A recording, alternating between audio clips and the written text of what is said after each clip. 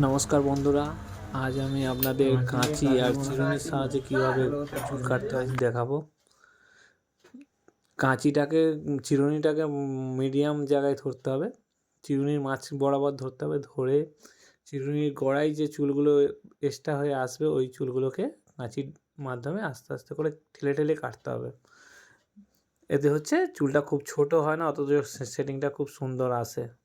তো আমি সেইভাবে কেটে নিচ্ছি আস্তে আস্তে।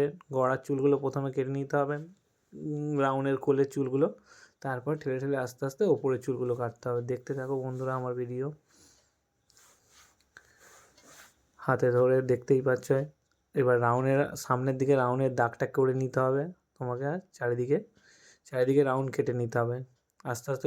কানের রাউন্ডের ওপরের চুলটাকে চিরুনির সাহায্যে নিচের দিকে টেনে এনে চিরুনি দিয়ে কানটাকে হালকা করে চেপে ধরতে হবে, যাতে কানে না লাগে কাঁচি চালানোর সময়। তারপর দেখবেন যদি মনে হয় যে চুলটাকে আরেকটু ছোটো করতে হবে, তো আরেকটু ছোটো করে নেবেন।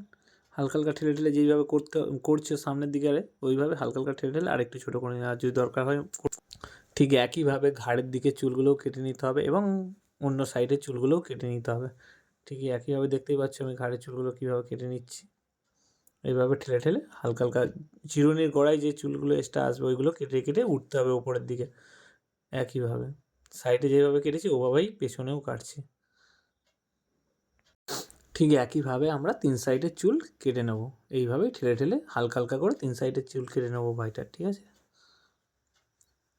এইভাবেই প্রথমে গোড়ার দিকে কাটতে হবে, তারপর আস্তে আস্তে ওপর দিকে কাটতে হবে। ঠিক একইভাবে 3 সাইডের চুলটা কেটে কমপ্লিট করে নেব।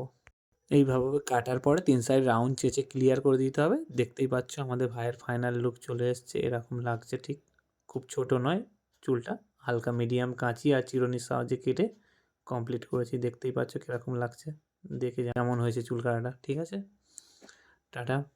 দেখতে থাকুন আমাদের ভিডিও, সঙ্গে থাকবেন। চুল কাটাটা কেমন হয়েছে আমাকে কমেন্ট বক্সে জানিও। আর আমার কাছে চুল কাটতে যোগাযোগ করুন নূরপুর দাউনতলা ব্যাঙ্ক অফ ইন্ডিয়ার পাশেই, নিউ লাকি সেলুন। ওকে, টাটা, টেক কেয়ার, সাবধানে থাকবেন, ভালো থাকবেন।